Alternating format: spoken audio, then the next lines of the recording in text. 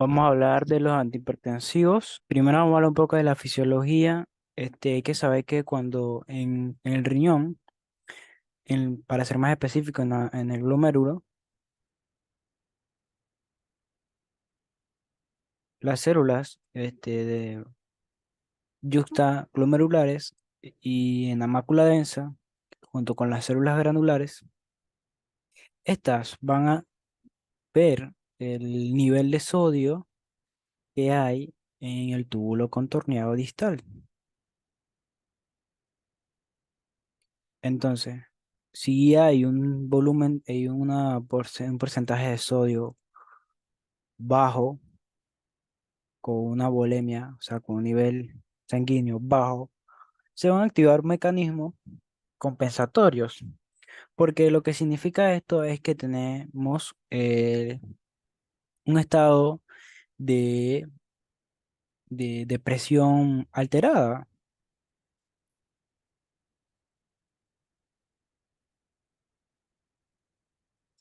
Y lo que se va a querer buscar es eh, eh, elevar la presión. Porque los niveles bajos de sodio y una volemia baja lo que va a significar es que vamos a tener una presión baja. Entonces, todos estos mecanismos van a elevar la presión arterial, van a elevar la presión arterial.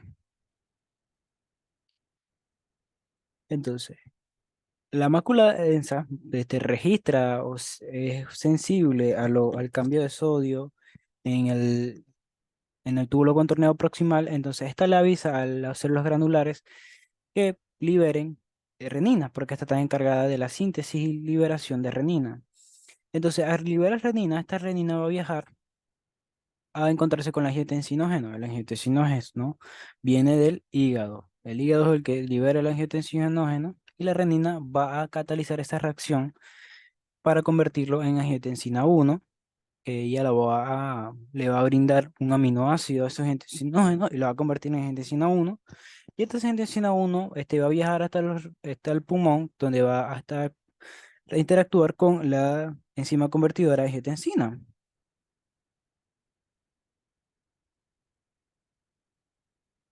Esta enzima convertidora en angiotensina va a convertir la angiotensina 1 en angiotensina 2 y esta angiotensina 2 va a tener varias funciones. Primero va a hacer una vasoconstricción para elevar la presión, para elevar la presión arterial en la médula, en la corteza medular del riñón. Ella va a liberar aldosterona. Voy a escribirlo. Aldosterona. Esta aldosterona va a aumentar la reabsorción de sodio y de agua para poder elevar la presión. También hay otro mecanismo que sería este, estimular la producción de vasopresinas en el sistema nervioso central. Perdón, no es vasopresina, es perdón, sí, anginina vasopresina o hormona antidiurética. Esta hormona antidiurética va a estimular en la persona para que se te aumente los niveles de agua. Y eso sería compensatorio con el aumento de la reabsorción de sodio y de agua.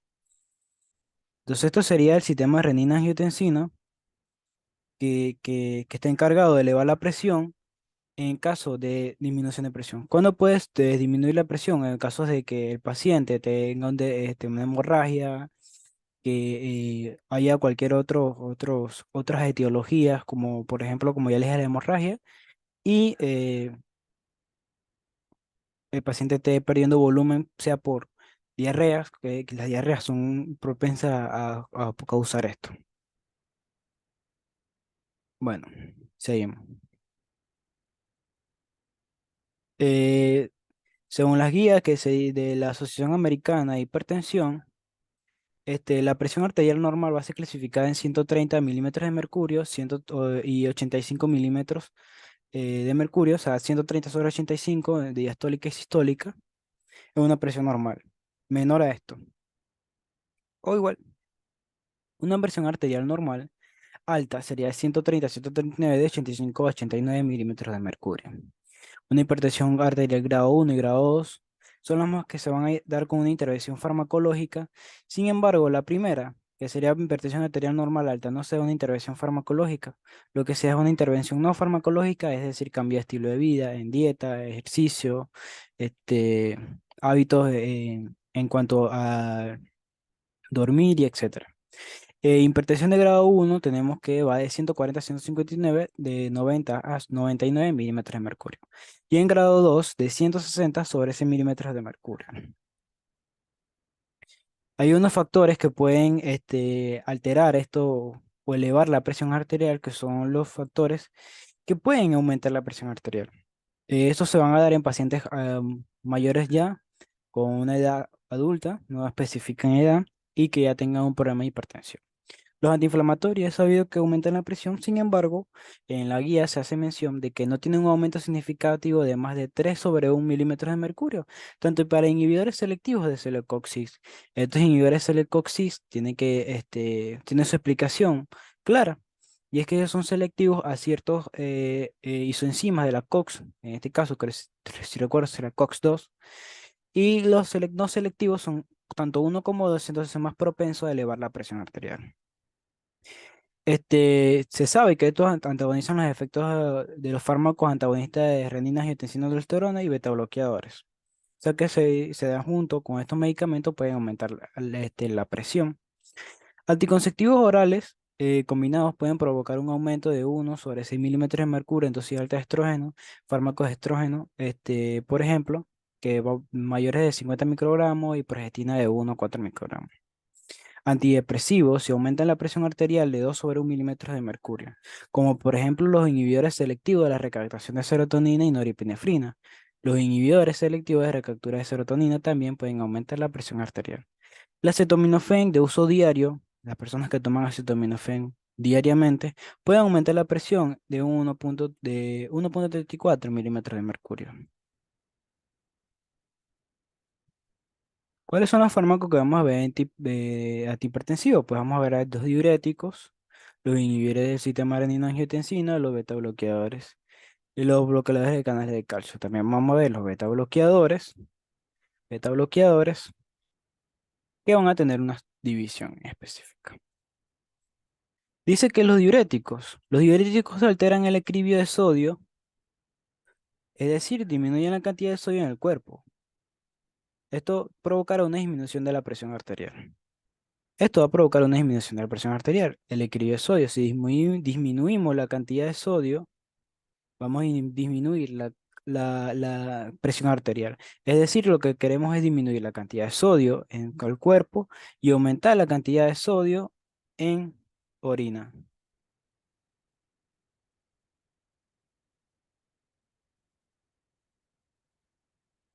En orina. El gasto cardíaco, que sería la presión arterial, eh, la presión arterial y el gasto cardíaco, perdón. Entonces, la presión arterial sería el gasto cardíaco por la resistencia vascular sistémica.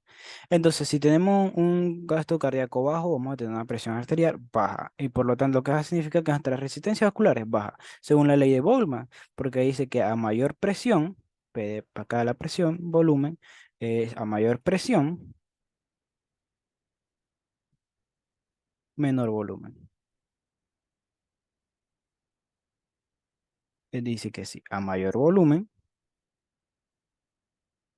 menor presión. Vamos a hacerlo mejor.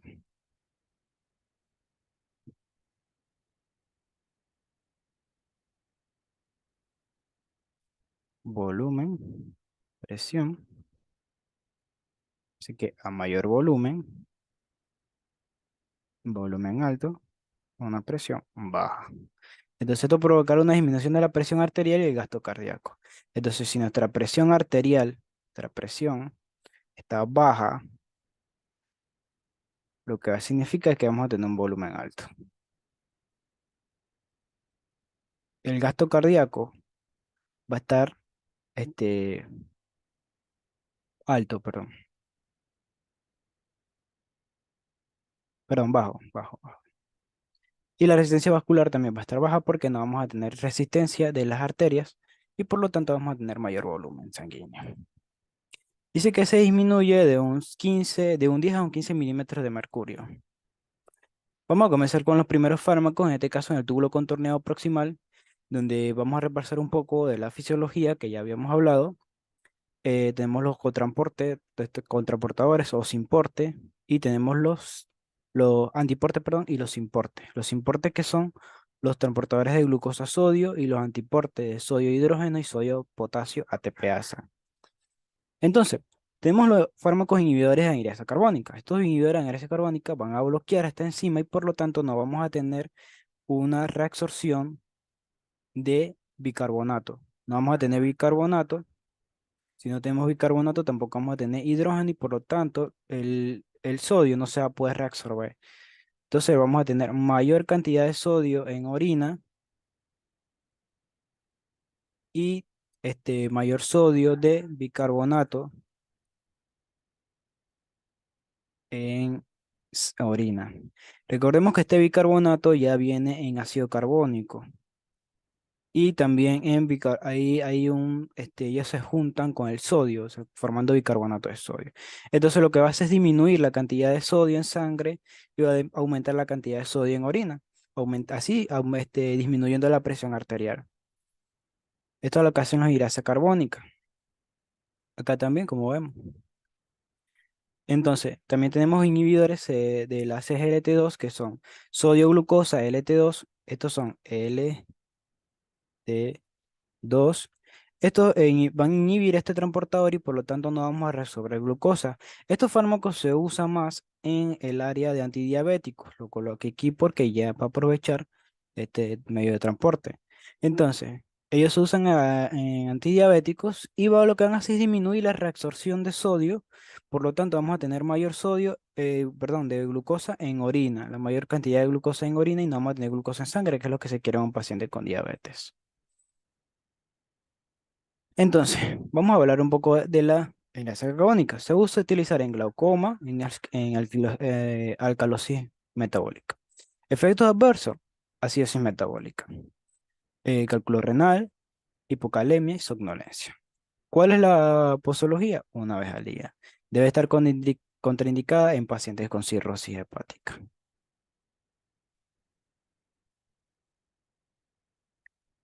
En el asa de Henle van a trabajar los diuréticos de asa, como ya habíamos mencionado, en la parte gruesa, en la sección gruesa, como por ejemplo bumetanida, se me complica, furosemida y torsemida. Estos van a bloquear los transportadores de 2-clorosodio-potasio. Ellos van a bloquear estos transportadores, por lo tanto no vamos a resolver sodio, ni vamos a resolver cloro, ni potasio. Vamos a tener un aumento, como ya me he dicho, de sodio, pero en este caso va a ser cloruro de sodio. Vamos a tener una sal como tal de cloruro de sodio en orina. Cloruro de sodio en orina. Y vamos a tener, también vamos a tener una hipocalemia porque vamos a tener mayor cantidad de potasio en orina y en sangre vamos a disminuir la cantidad de potasio. Así que este sería el efecto de los diuréticos de asa. Veamos un poco de los fármacos. Dice que la bumetanida se va a dar de 5 a 2 miligramos y la furosemida de 20 a 80 miligramos, torexemida de 5 a 20 miligramos y va a hacer uso en hiperpotasemia, que vamos a disminuir la cantidad de potasio en sangre, tema insuficiencia renal aguda y edema pulmonar. ¿Cuáles son los efectos adversos? Hipotasemia porque vamos a sacar todo el potasio de la sangre y ya no vamos a tener potasio, así que vamos a tener hipotasemia. Hipomagnesemia, porque por efectos hidroeléctricos vamos a sacar también magnesio. O sea que no vamos a tener hipomagnesemia. Riego hipocalemia, lo mismo que hipopotasemia, y arrimas cuando se combina con prolongadores de QT. Recordemos el potencial de acción en la fase de sacada de potasio, no vamos a poder sacar potasio porque no tenemos potasio intercelulares. Entonces vamos a retardar esta vía, este potencial de la fase 3 y por lo tanto vamos a prolongar los QT con otros efectos paralelos. Tenemos ahora los famosos yacídicos e indapamida. Tenemos el clorotiazida, hidroclorotiazida e indapamida, que van a trabajar bloqueando los transportadores de sodio-cloro. ¿Para qué? Para no tener sodio en sangre ni cloro en sangre. Vamos a tener también cloruro de sodio en orina, disminución de sodio en sangre. Y básicamente estos son su mecanismo.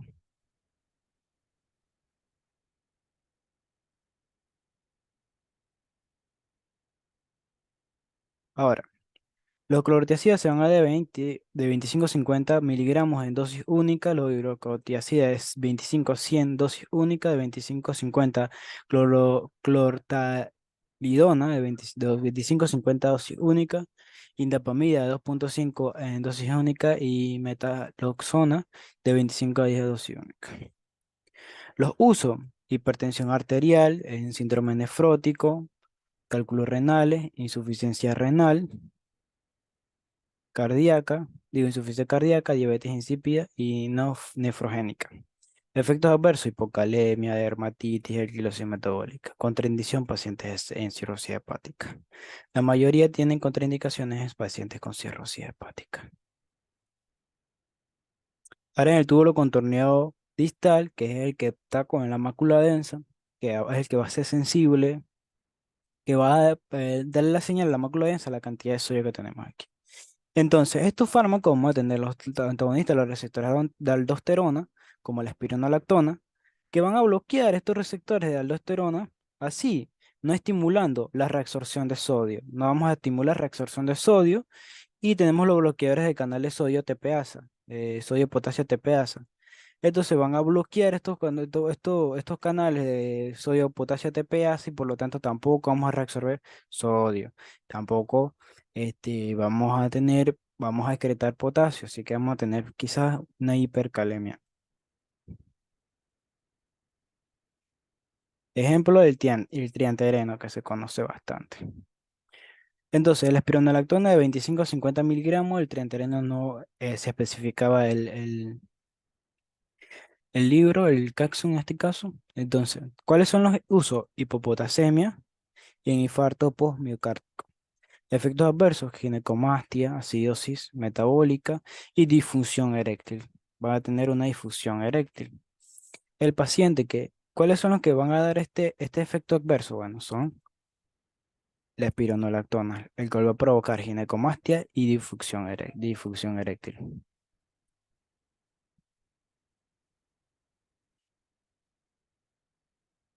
Vamos a hablar un poco de los bloqueadores de canales de calcio. Se van a clasificar en dihidropirinas y no dihidropirinas. Bloquean los canales de calcio provocando vasoconstricción, ya que el calcio tiene una función regulatoria en la regulación o contracción de los músculos lisos. Entonces, vamos a hablar nada más las dihidropiridinas. Entonces, estas van a provocar una vasoconstricción sin el bloqueo. Aquí hay un error. Aquí sin el bloqueo de los canales de calcio va a producir una vasoconstricción. Cuando bloqueamos los canales de calcio va a ser una vasodilatación.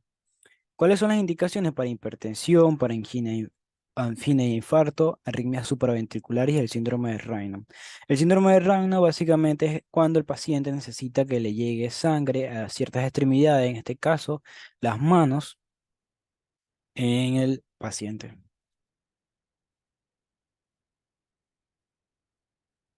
¿Cómo va a suceder esto? Bueno, tenemos un canal de sodio, de calcio, el cual va a permitir la entrada de calcio a la zona intracelular. A la zona intracelular, por ejemplo, tenemos el verapamilo, que es una hidropiridina, y vamos a trabajar en los canales de tipo L. Entonces, cuando bloqueamos estos canales, ya no va a haber producción no va a haber calcio en la zona intracelular y por lo tanto va a producir unos efectos. ¿Qué efectos?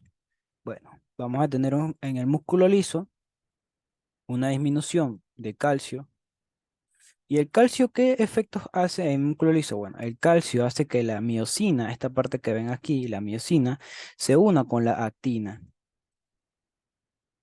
El calcio es el que está encargado de eso. Está encargado de la unión de la miosina con la actina y se produce una contracción. Si tenemos el vaso dilatado, cuando sucede esto, vamos a tener el vaso contraído. contraído, contraído. Porque los músculos se van a juntar, imagínense que se junten, se van a juntar. Pero cuando hay una disminución de calcio, no se van a poder unir, no se va a unir, no se va a unir, no se va a unir, no se va a unir, no se va a unir. No se une la miosina con lactina y la miosina con lactina nos van a provocar es que cuando no se unen una vasodilatación, que es lo que queremos, una vasodilatación. O sea, provocamos vasodilatación. Ahora, las de hidropiridina tenemos amlodipina, tenemos la nifedipina que es la más potente y las demás como clevidipina, casi todas terminan en ina y la más conocida es la amlodipina. ¿Cuáles son los efectos adversos? Digo, ¿cuáles son uso? Hipertensión, para angina, para el control de la frecuencia de la en fibrilación atrial, por ejemplo, el verapamilo, como lo vimos en antiarrítmicos. Y vamos a tener efectos adversos, como por ejemplo edema, por la cantidad de líquido en sangre. El aumento de la cantidad de líquido en sangre le va a provocar un edema al paciente. Vamos a provocar mareo. Este mareo se va a provocar por un efecto de hipotensión ortostática, de una taquicardia refleja, perdón. Esta taquicardia refleja es porque el corazón va a sentir que tenemos una vasodilatación abrupta y esa dilatación abrupta va a la va a sentir la carótida interna. La carótida interna va a sentir esa vasodilatación y va a mandar a los quimiorreceptores al bulbo raquídeo y en el bulbo raquídeo van a controlar, van a hacer una taquicardia refleja en el corazón y esa taquicardia refleja va a ser provocar que el corazón que se contraiga y esa taquicardia refleja es lo que va a provocar el mareo y las palpitaciones en el paciente. Entonces, eso, según la literatura, demora hasta, solamente es la primera semana de administración del fármaco, así que no va a perdurar mucho. Entonces, ya tenemos mareo, edema y palpitación. La difusión eréctil por la vasodilatación y la relajación de los músculos lisos no van a hacer que se contraiga bien los músculos del pene y por lo tanto no vamos a provocar una disfunción eréctil. A pesar de que llegue sangre, los músculos no se van a poder, poder erecto. Entonces, el edema, mareo, rubor. Tenemos el rubor que es por la vasodilatación. La vasodilatación hace que las paredes con la piel hacen que se note la cantidad de sangre llegada, entonces más en los capilares. Entonces, por los capilares, por la dilatación de los capilares, va a producir el rubor. El trastorno gastrointestinal, ya que en el trastorno gastrointestinal va a tener, está mayormente irrigado por el músculo liso y por lo tanto no se van a poder hacer las funciones funciones la fisiología de gastrointestinal no se va a poder hacer bien. Y la ansiedad se va a dar. Bloqueadores de canales de calcio. Tenemos la adrenalina que se va a dar una vez al día, que es un vasodilatador completo, lo que hasta donde se sabe no trabaja en el sistema cardiovascular. Han contrario la nifedipina, dieltasen y verapamilo que trabajan en el sistema cardiovascular. Ellos trabajan en el corazón, por lo tanto vamos a tener más efectos cardiovasculares aquí. ¿Cuáles serían las contradicciones de los beta bloqueadores? Ya que estos que trabajan en el nifedipino y dieltasen y verapamilo van a trabajar en la fase 2. En la fase 2, si lo hacemos bien.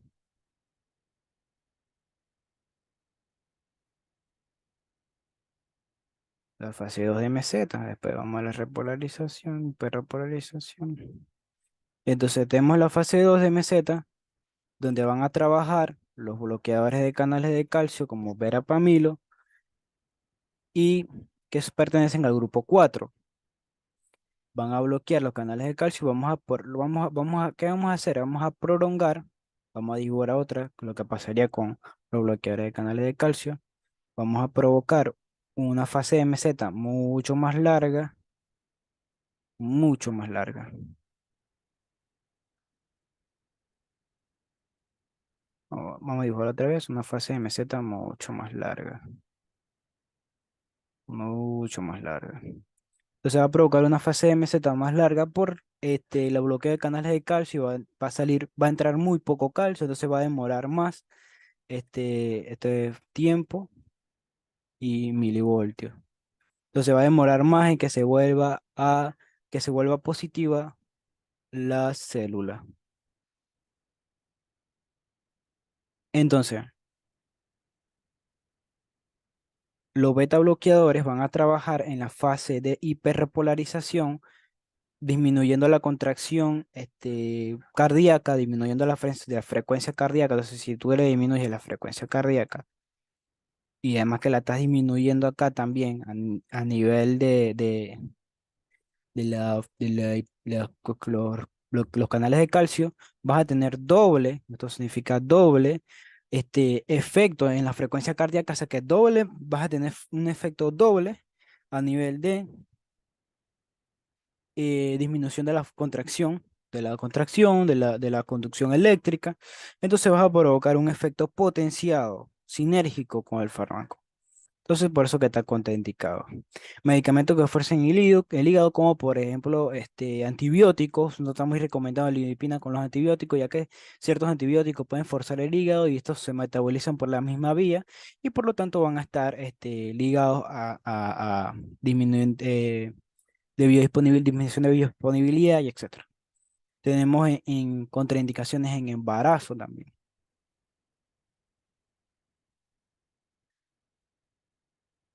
Se van a utilizar en hipertensión, angina, control de la frecuencia atrial, y qué efecto vamos a tener edema.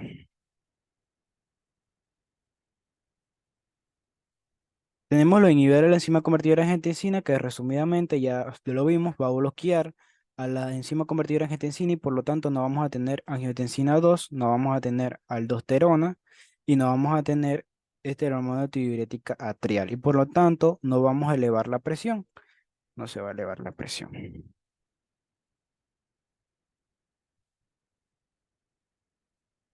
Fármaco del sistema renina-angiotensina. ¿Qué fármaco vamos a tener? Los antagonistas de los receptores de angiotensina 1, como por ejemplo candesartán, ibersartán, losartán, valsartán, que son los que más se conocen. Y ejemplo de inhibidores en IECAS, tenemos benzapril, captopril, enalapril, lisinopril y etcétera. La mayoría terminan en pril.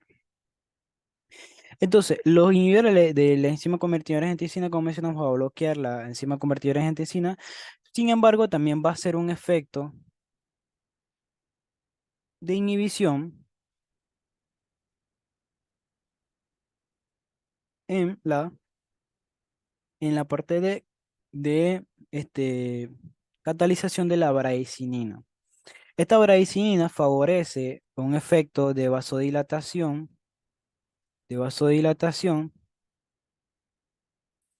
este, a nivel del sistema circulatorio. Sin embargo, se puede categorizar como un efecto adverso,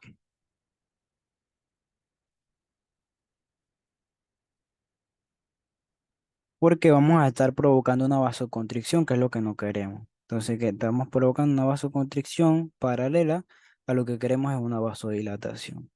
Y es un efecto no deseado, un efecto no deseado. Los antagonistas de los receptores de angiotensina 1 van a bloquear estos receptores, por lo tanto la angiotensina no se va a poder unir a a estimular los receptores de la reabsorción de agua ni la reabsorción de sodio. Por lo tanto, vamos a decretar más sodio.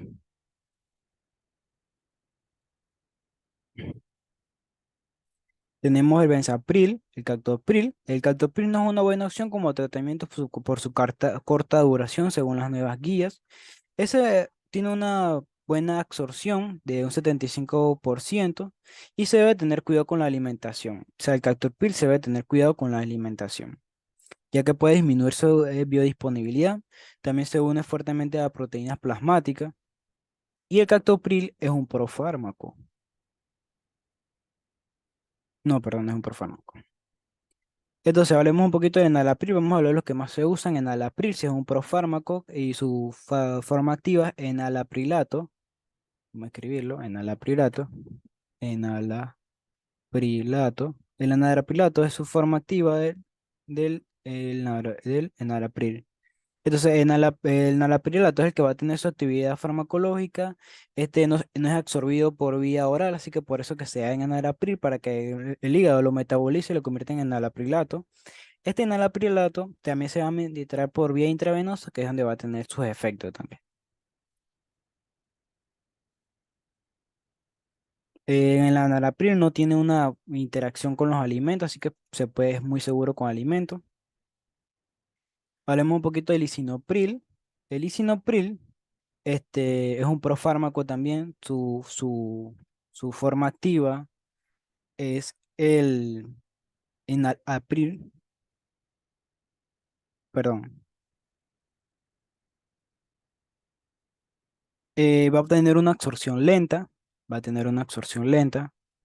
El fármaco va a tener una absorción lenta en su forma no activa.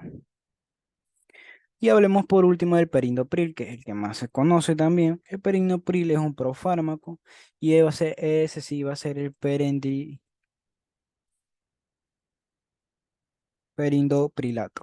Perindoprilato.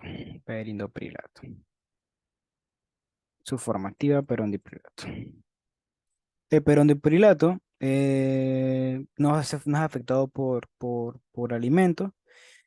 Sin embargo, cuando se convierte a perondiprolato, su biodisponibilidad disminuye un 35%, o sea que es menos biodisponible. Estos se van a utilizar para hipertensión, insuficiencia cardíaca de neuropatía neuropatía diabética e insuficiencia cardíaca. Van a dar todos un 5 a 10% estos fármacos, otros que no, otros que sí. El lisinopril no produce tos, la hipotensión, hipercalemia, urticaria, neutropenia, que como grave, anemia, síndrome fetotípico, son efectos graves, efectos adversos graves que va a producir la inhibición de tensión.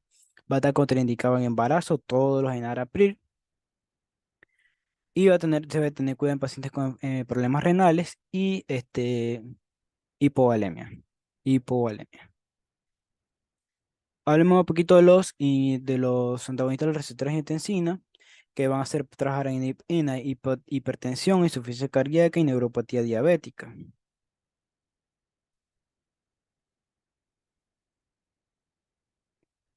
Hablemos un poquito del ibersartán. El ibersartán va a ser excretado por vía renal y vía biliar. Más nada se puede recalcar a sección de sus dosis, tal. El valsartán, también, que es uno de los más que se usa, los alimentos disminuyen su absorción, o sea que tiene que tener cuidado con los alimentos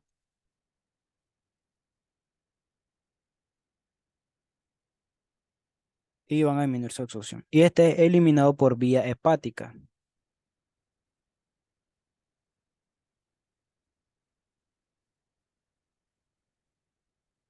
¿Cuáles son los efectos adversos de todos estos fármacos? Angioedema y está contraindicado en embarazo.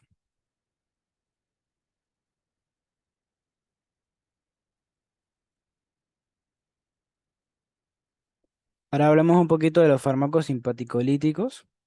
Por ejemplo, tenemos los beta bloqueadores B1, como por ejemplo atenolol, bisoprolol, metoprolol, nebivolol. Y estos fármacos van a trabajar para la hipertensión arterial. Van a tener diferencias farmacocinéticas y farmacodinámicas, por ejemplo, el carvedilol con el abetolol, con el abenolol, bisoprolol, metoprolol, van a tener diferentes características. Como por ejemplo, los beta 1 selectivos no van a tener muchos efectos de vasodilatación como los beta no selectivos. Estos sí van a tener efectos vasodilatadores, que son un problema en cuanto a sus efectos adversos.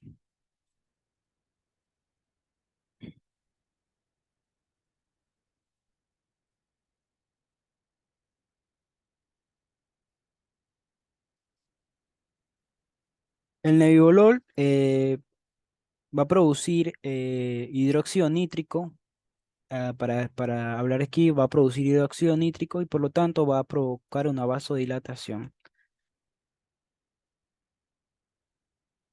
Algunos efectos adversos de los beta 1, bradicardia, porque van a trabajar en la Universidad de corazón, bloqueo atrioventricular, broncoespasmo, porque los receptores. Es cierto que el bronquio tiene receptores beta 2, pero también tiene receptores beta 1, así que van a trabajar en los receptores beta 2, también muy pocos, aunque sean beta 1 selectivos, también se sabe que ellos trabajan en los receptores beta 2, pero con muy poca afinidad. Vasoconstricción, depresión y empeoramiento de la psoriasis. Hay que tener cuidado acompañante con psoriasis. Pues, prevención de arritmia, como sabemos, ya lo vimos en antiarrítmicos, en angina, insuficiencia cardíaca e hipertensión arterial. Eh, los beta, los bloqueadores betas, como por ejemplo el metoprolol, el bisoprolol, carvedilol, carvedilol, propanolol, serían fármacos hidrofílicos. Por lo tanto, estos fármacos hidrofílicos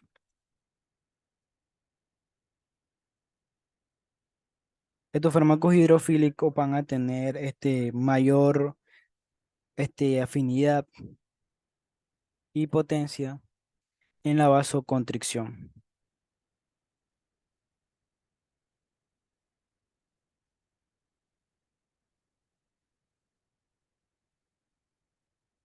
Vasoconstricción, broncoespasmo, y ahí vemos por qué dice broncoconstricción y broncoespasmo en los efectos adversos. Y van a tener hipoglucemia.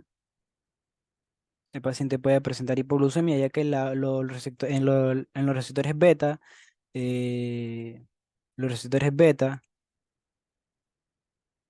en las células de Langerhans van a producir la insulina y por lo tanto si lo bloqueamos vamos a producir un efecto de hipoglucemia, que son unos efectos graves en lo cuanto a los receptores beta. En estos receptores, estos fármacos son lipofílicos. Sin embargo, los hidrofílicos, como por ejemplo el atenolol, que es un fármaco hidrofílico, también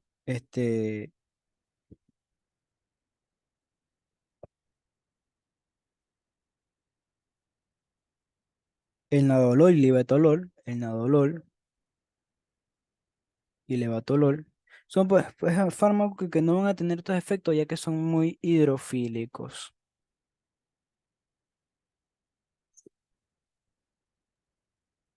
Van a utilizarse los beta bloqueadores para infarto, miocardio, hipertensión, antiarrítmicos, para disminuir la presión arterial. Ahora hablemos un poquito de los beta selectivos, en este caso los beta 1. Estos beta 1 van a trabajar en hipertensión e insuficiencia cardíaca asintomática, como vemos aquí. Insuficiencia cardíaca asintomática, más se me olvidó poner la asintomática. Y se ha demostrado también que el carvedilol, para los fármacos no selectivos,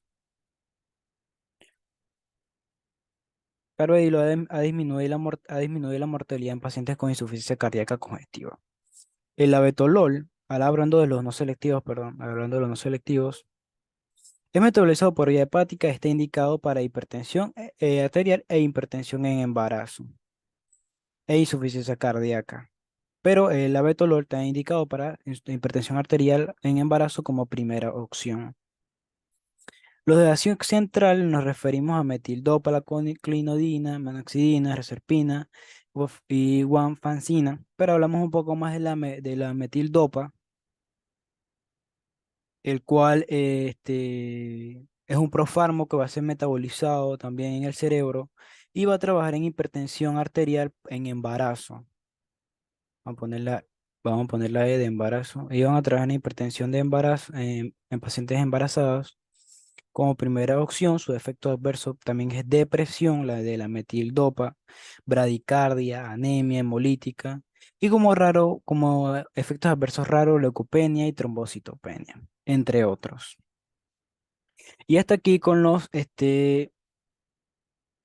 fármacos antihipertensivos. Así que gracias y hasta la próxima.